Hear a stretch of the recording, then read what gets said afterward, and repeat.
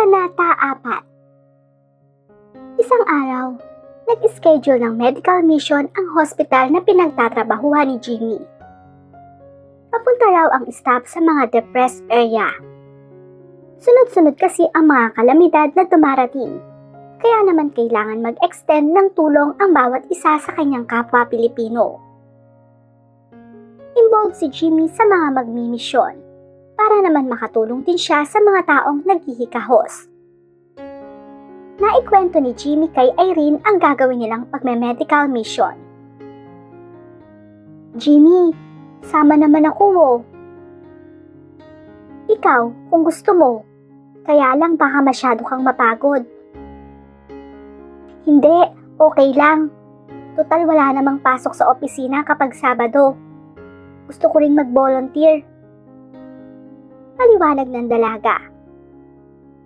Maganda rin kung paminsan-minsan ay makatulong siya sa mga taong naghihikahos. Pumayag na rin si Jimmy. Mabuti nga yung magkasama silang dalawa. Hindi niya akalain na mahilig din pala sa pagkakawang-gawa ang dalaga. Sumapit ang takdang araw ng medical mission at sumama ang dalawa sa grupo ng mga doktor at social workers. Isang sports hall ang ginamit upang ma-accommodate ang mga biktima ng bagyo. Pagdating ng grupo sa lugar, napakaraming tao. Marami kasing sinalanta ng bagyo at baha. May mga pinamumudmod na mga delata, bigas at kung ano-anong pagkain.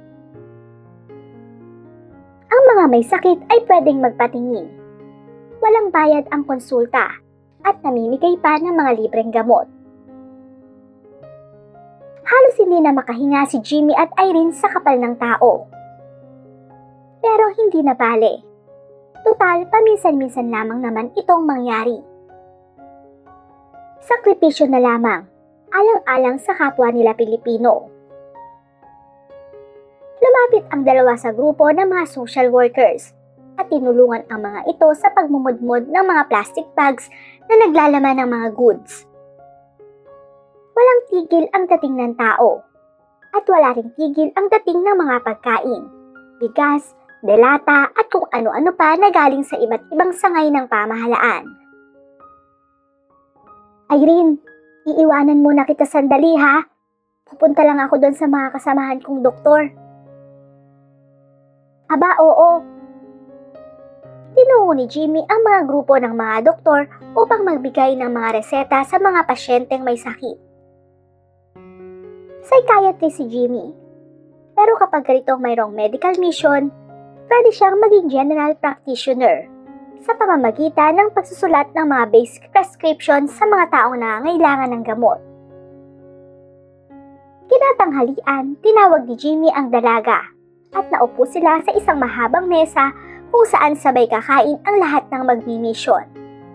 May mga packed goods na pinamigay. Kawawa naman sila, no? Nasalanta na nga sila ng bagyo, wala pa silang makain. Kailangan pa nilang manghingi para magkalaman ng tiyan. Sambit ni Irene kay Jimmy habang kumakain. Alam mo bang, nung maliit pa ako, sinalanta rin kami ng bagyo. Ang akala noon ng parents ko, hindi kami makakabawi dahil lumubog ang bahay namin. Yung mother ko, iyak ng iyak. Bakit daw kami pinabayaan ng Diyos? Pero sabi ng daddy ko, makakaahon rin kami. Pagsubok lang daw yon, para bang tinitingnan niya kung gaano kami katatag. Tapos, parang nagmilagro. Dahil nakabalik kami uli sa bahay naming lumubog. Nilinis lang namin maigi ang sahig at kinuskus ang pader para mawala yung putik na naiwan.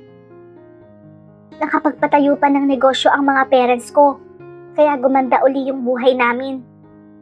Kaya nga napag-aral nila ako ng medicine at naging psychiatrist ako. Naniniwala ako na may paraan talaga ang Diyos para sa ating lahat. Paliwanag ni Jimmy. Ngayon mo lang ata na ikwento sa akin yan. Ngayon ko lang kasi naalala dahil nakita ko yung itsura ng mga tao. Pero bakit ganun? Palagi na lang may mga taong nalalagay sa alanganin. Kung sino pa yung mga wala, sila pa ang palaging tinatamaan ng kalamidad. Kung tutuusin, maraming masasama. Dapat kung sino yung mga halang ang kaluluwa at kung sino yung maiitim ang budhi, sila ang dapat parusahan ng Diyos. Bakit yung mga taong inosente ang palaging nagiging biktima? May malalim na ibig sabihin ang mga sinabi ni Irene. Hindi naman kasi natin alam kung ano ang plano ng Diyos. Siguro pagsubok lang yon. Di ba may kasabihan na hindi ka naman bibigyan ng Diyos ng mga bagay na hindi mo kaya? Baka pagkatapos ng bagyo, mayroon namang kapalit na biyaya. Parang gulong lang naman yan eh. Kung minsan nasa itaas, minsan naman nasa ibaba. Kung may lungkot, may saya. Napahinto si Irene sa pagkain at pansumandaling nag-isip. Parang tinamaan siya sa mga sinabi ni Jamie. Oh, bakit natagilan ka na naman? Masyado yatang nagiging seryoso yung usapan natin ah. Natawa tuloy si Irene. Oo nga. Matapos kumain, bumalik si Jimmy sa pwesto niya at pinagpatuloy naman ni Irene ang pagmumudmod ng mga relief goods. May mangilan-ngilang asing hindi pa rin nabibigyan. Kokonti na lamang ang mga tao at hindi na katulad kaninang umaga. Lumipas pa ang ilang oras. Natapos na rin ang mga nagmimisyon. Maraming mga tao ang natulungan at maraming pasyente ang nagamot. Courtesy ng hospital na pinagtatrabahuhan ni Jimmy. Niyaya na ng binata ang dalaga pa uwi. Jimmy, gusto ko sanang mag-donate para sa organization nyo. Napangiti si Jimmy. Ikaw, sa bagay marami ka namang pera. Kinuha ni Irene ang checkbook sa handbag at sinulat ang halagang 50,000 pesos. Tulong ito sa institusyon na pinagtatrabahuhan ni Jimmy. Meron pa kasi naka-schedule na medical mission sa susunod na mga buwan. Gusto ni Irene na makapag-ambag kahit papaano. Tuwang-tuwa ang pinakapinuno nila Jimmy. Nasisiyahan sila sa kabutihan at pagmamagandang loob ng dalaga. Napagod na nga ito sa pagtulong. Ngayon ay nagbigay pa ng cash. Dapat ay kukuhanan pa ng litrato si Irene habang inaabot ang tseke. Pero tumanggi ang dalaga. Kunwari ay anonymous na lamang ang donor. Hindi kasi siya katulad ng iba na tumutulong, pero may kahalong publish. Lumalabas tuloy na parang hindi sincero ang ginagawa. Ganyan kasi ang mga Pilipino pagdating sa politika. Kunyaring mag-aabot, pero may kaukulang kapalit ang bawat sentimong inilalabas sa bulsa. Habang nasa sasakyan ang dalawa, parang lalong nadagdagan ang paghanga ni Jimmy sa dalaga. Parang lalong nahulog ang kalooban nito. Ganyan ka ba talaga? Masyadong matulungin? Nangingiting tanong ni Jimmy. Maliit na halaga lang yon. 50,000 pesos? Maliit na halaga? Ang dami mo talagang pera. Hoy, hindi. Maganda lang ang takbo ng business ko ngayon. Maganda ang pasok ng pera. May sumobra ng konti, kaya ayon, nakapag-donate ako. Paano yan kapag ako naman ang nagipit? Di tutulungan mo rin ako? Oo naman no. Kung sa iba nakakatulong ako, kayo pa ba? Tutal, magkaibigan na naman tayo. Pero hindi ako naniniwalang magigipit ka. Ang lakas-lakas yata ng practice mo. Hindi mo rin masabi. Lahat naman ng tao kung minsan dumadaan sa oras na talagang nabobroke, nawawala ng pera. Basta, pag nagipit ka, huwag kang mahihiyang lumapit sa akin. Ang bait talaga ng sweetheart ko. Sweetheart? Ang lakas mo ah. Bakit? Mag-sweetheart naman talaga tayo, hindi ba? Natawa na lang si Irene sa biro. Hindi muna umuwi ang dalawa. Tumuloy sila sa Robinson's Galleria. Nagpasama si Jimmy dahil bibili siya ng polo at pantalon. At kung maaari daw na si Irene ang pumili para sa kanya. Nagpaunlak naman ang dalaga. Sanay itong mag-shopping, kaya alam kung ano mga gamit ang magaganda. Pagdating sa department store, pumunta ang dalawa sa men's section. Ilang minuto silang tumingin at pumili ng mga damit na babagay kay Jimmy. Nakakita si Irene ng polo at kumuha rin siya ng pantalon. Eto, palagay ko, okay ang mga ito sa'yo. Sigurado ka? Oo. Lalo ba kung popogi dyan?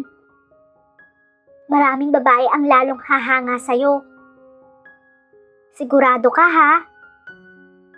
Puro ka talaga kalokohan. Dumiretso ang binata sa fitting room. Dala-dala ang mga napiling damit upang magsukat. Naiwan si Irene at naghintay. Maya-maya'y lumikot ang mga mata niya at panakaw na sumulyap sa dalawang teenager na lalaki sa tabi. Kanina pa niya kasi napapansin na sumusunod ang mga ito. Tingin ng tingin, tapos ay magbubulungan. Nagpatay mali siya si Irene, pero nauulinigan niya ang usapan ng dalawa. Pare, alam mo, parang kilala ko yan. Sambit ng isa sa kasama. Ang ganda, no? Nakita ko na yan. Saan? Iniisip ko pa nga eh. Ang dalawang lalaki parehong mukhang anak mayaman. Maraming nagsa-shopping din o dili kayo naghahanap ng magandang chicks na madidiskartihan. Nakikiramdam lamang si Irene. Pero patuloy niyang naririnig ang malakas na bulungan. Parang nabali na siya. Hindi niya maipaliwanag kung bakit. Tiningnan ni Irene ang relo. Matapos ay sumulyap sa fitting room. Hindi pa rin tapos si Jimmy. Gusto niya na sana itong katukin. Pare, naalala ko na kung saan ko siya nakita. Bulong-muli ng teenager sa kasama. Saan? Pero hindi pa rin ako sigurado. Baka kasi kamukha lang. Kinabahan si Irene. Baka bastusin siya. Ang ginawa niya ay naglakad-lakad. Baka sakaling pag umalis siya ay umalis na rin ang dalawang osyosero na nagbubulungan. Humakbang siyang palayo. At tinungo ang leather section na mga ilang di pa rin ang layo sa kinatatayuan. Gusto sanang lumingon ni Irene upang pagmasdan ang mga mukha ng dalawang lalaki. Kaya lamang ay nagdadalawang isip siya. Mahirap na, baka sundan pa siya ng mga ito. Nang nasa leather section na, alumpihit si Irene.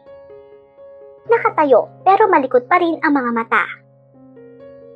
Nagpalipas siya ng ilang sandali, pero asiwang-asiwa na ang pakiramdam. Nagpasya siyang katukin si Jimmy. Ang bagal-bagal naman kasi nitong magsukat, daig pa ang babae.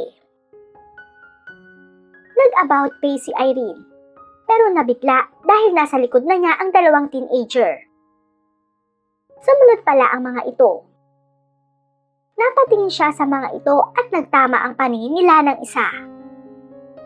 May kung anong kilabot ang gumapang sa katawan ni Irene. Biglang bumilis ang tibok ng kanyang puso. Pare, siya na nga. Sigurado ka? Oo. Hindi na nakatiis ang teenager na lalaki at kinausap si Irene. Miss, pamilyar na ang mukha mo sa akin ah. Nagkita na tayo, hindi ba? Nagpingi-pingihan ang dalaga. Kunwaring hindi niya narinig ang kumakausap at mabilis na lumakad palayo pero sinundan pa rin siya. Ako si Jake. Hindi mo ba ako natandaan? Hindi ba ikaw si Laika? Ito ang bagets na nakaniing noon ng dalaga sa motel. Pero hindi naman ito naaalala ni Irene dahil wala siya sa sariling katinuan nang maganap yon. Lalong binilisan ni Irene ang paglakad. Ang suplada mo Ikaw si Laika. Huwag ka nang magkunwari. Bakit hindi ka na nakikipagkita sa akin? Kasi wala na akong perang na ibibigay sa'yo? Biglang hinawakan ng lalaki ang kamay ng dalaga. Mahigpit na parang hinihila. Natigagal si Irene. Ang bastos mo! At isang malakas na sampal ang iginanti niya. Nasaktan ang teenager. Sinapo ng kanan nitong kamay ang namumulang pisngi. Gaga kang pakawala ka! Nagalit ito at akamang gaganti nang biglang dumating si Jamie. Irene! Bakit? Pagkakita ni Irene sa binata, bigla itong hinila palayo. Halika na, umalis na tayo. Teka, sandali. Nalilito si Jimmy. Halika na. Walang puknat na hatak ang ginawa ni Irene kay Jimmy palayo. Halos patakbo na. Mabuti na lamang at hindi sila sinundan. Marahil natakot ang dalawa kay Jimmy. Nagkaya nang pauwi si Irene. Hindi na tuloy nakuha ni Jimmy ang mga damit na isinukat. Habang nasa sasakyan, sige ang tanong ni Jimmy. Sino ba yun? Ewan ko, hindi ko kilala. Ano bang nangyari? Basta lumapit na lang, gustong makipagkilala sa akin. Bakit sinampal mo? Ewan ko ba? Paiwas na sagot ng dalaga. Ang mga kabataan talaga ngayon masyadong mapusok. Naiiling si Jimmy. Habang tumatakbo ang sasakyan, tuliro pa rin si Irene. Iniisip ang nangyari. Kung hindi dumating si Jimmy, pihadong malaking iskandalo ang naganap.